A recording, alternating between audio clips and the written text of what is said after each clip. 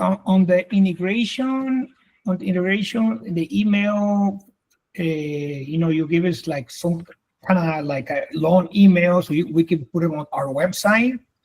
Uh-huh. I did try that, but I don't see the leads coming through. For some reason, it's not working. Okay. Maybe you have to look at it.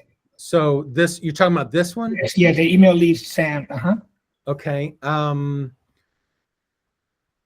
So what happens here, guys, is, and I can do a double take, double test it.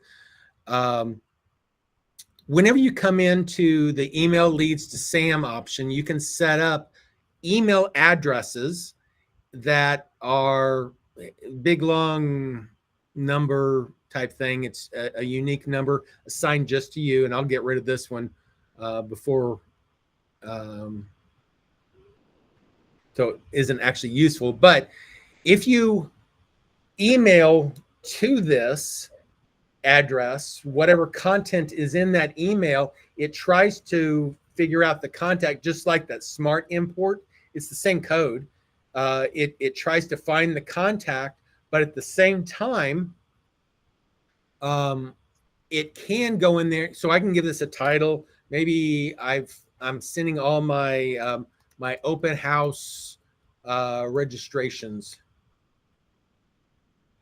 to this, and whenever they come in, maybe I want to assign them as a category C. It's a lead.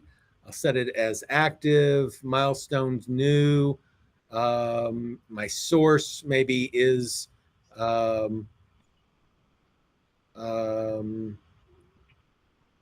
website, whatever, however you want to assign that.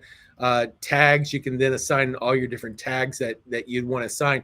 So it looks for content in this email as it comes in.